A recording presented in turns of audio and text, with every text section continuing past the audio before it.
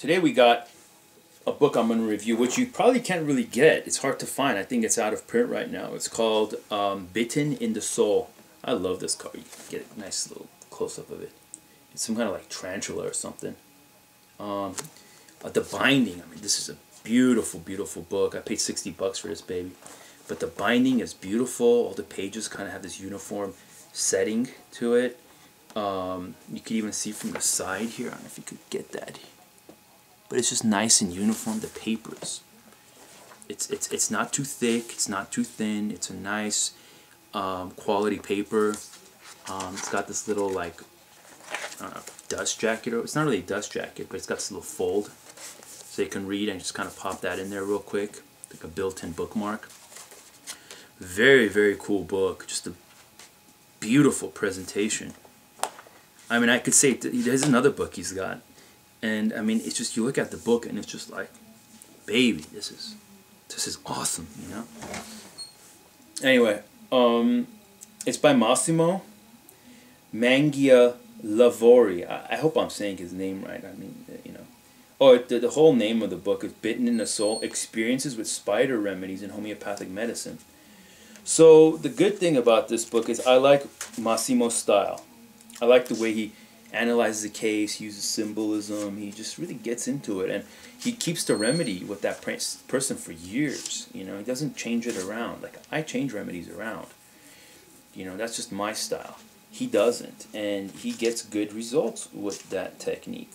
It's not, you know, everyone has a different style, and that's his style. And so he gives it these experiences, and he's got a long history. He's a well-known guy. This book only has 6 remedies, which I wish there was more that he would talk about. But what's cool is he gives you the breakdown of like the spider family's about. I think I'll find that in a minute here. But it's a nice book. It's about 270 pages or so, about 300 pages with everything. There's images in here too. But by the way, 5 of the remedies are spider. One of them is scorpion. So I think that's really interesting. Oh, Latrodectus. This black widow. I was wrong about that earlier. Interesting. Okay, cool. Black widow. Which is really interesting because I live in Van Nuys.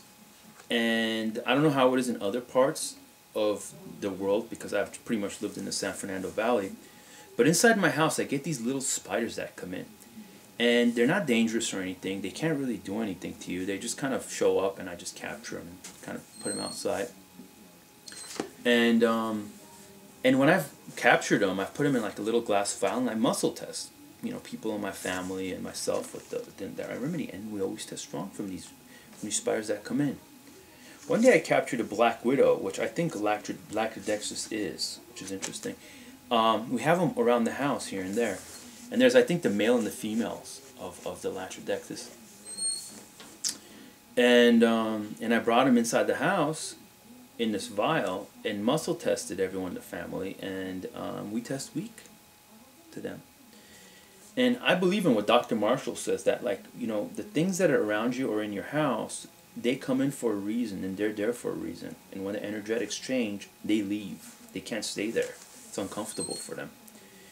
And anyway, so this is a really cool book.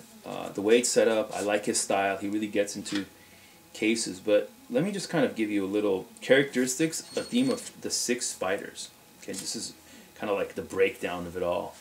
And this is what's the most valuable to me. It says activity, complaining, hypochondriasis, persecution, no limbing, what is that? I don't know, I don't want to be touched. It's some kind of Latin name for I don't want to be touched. Hypersensitivity, stinging pains, dyskinesia,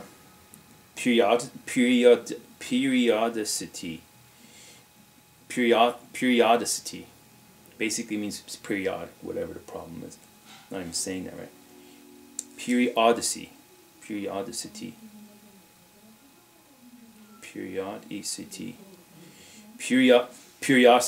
I don't know, whatever.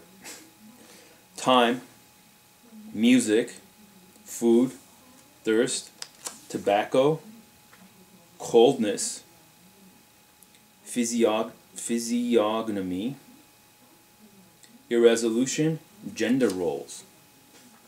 Okay, so that's a lot right there. Let's just pick gender roles. That's kind of an interesting one. What's PSR? Let me see if I can find that out.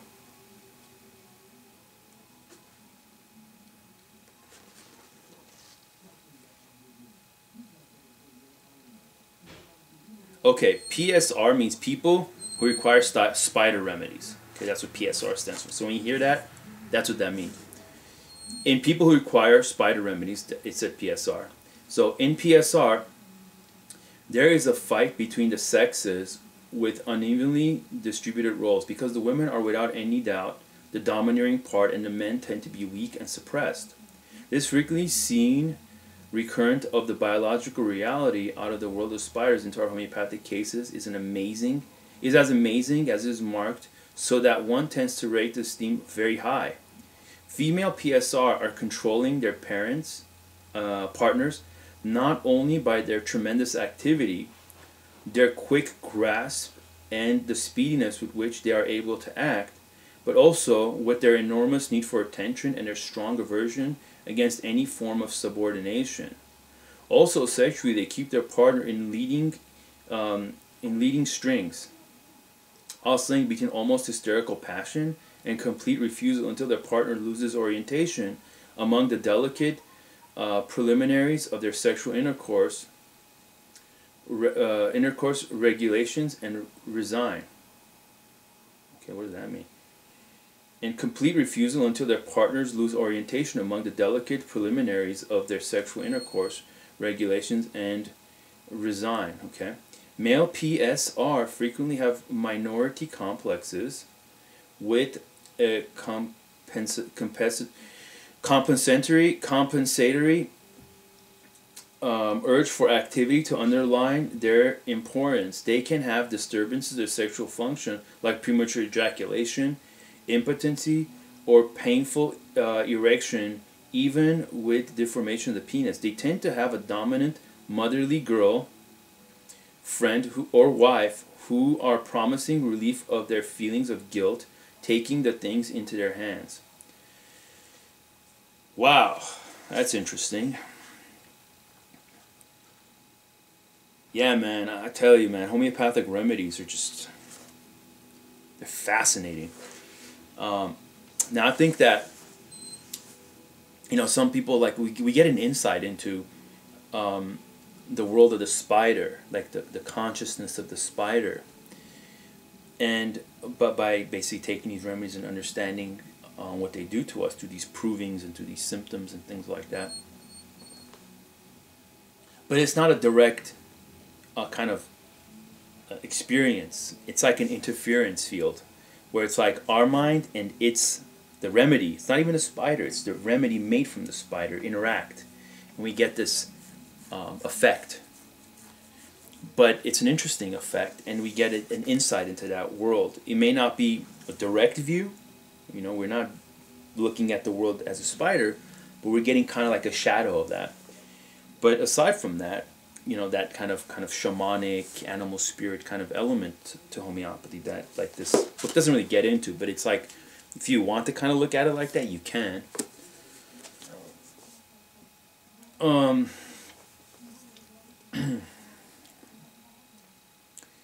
But it's that's cool to look at it like that. But the more important thing is these remedies work, and they're really, really cool when they do work. I mean, for hyperactive children or people like some of the stuff I just talked about. I'm gonna go through another one of these things. It was very fascinating. I just want to read.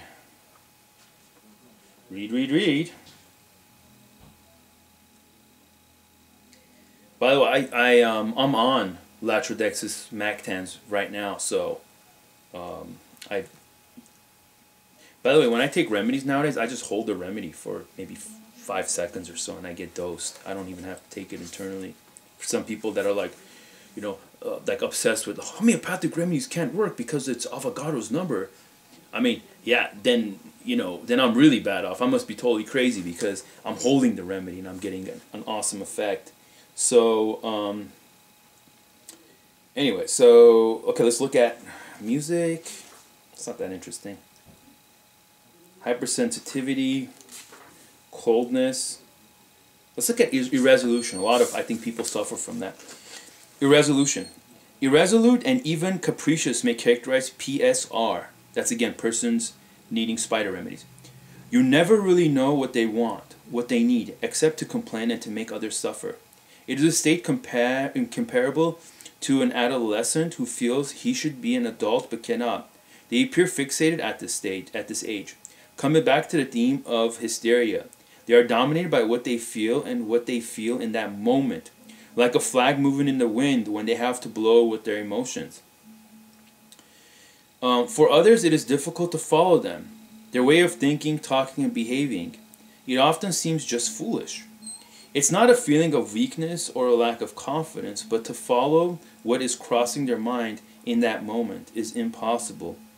Continuing the analogy to adolescence, where the perception of oneself is so important, PSR cannot consider a large perspective, a postponing of some personal needs for social reasons. So it's kind of like an immature, almost like addictive state where they can't really focus, but they also can't delay gratification. So again, cool book, and I'll quickly just name the 6 remedies that you can get in here. It's Tarentula hispanica, Mygale lasiodora. That's such Mygale lasiodora. Isn't that so cool sounding?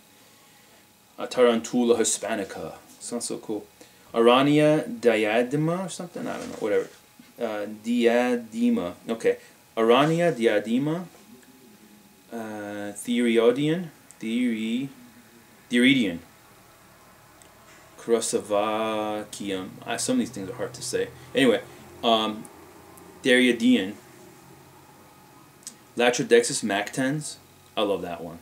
That's the one I'm on right now. And Buthus australis. That's like a scorpion. Anyway, if you could find this book, it's cool. Get it. If you can't,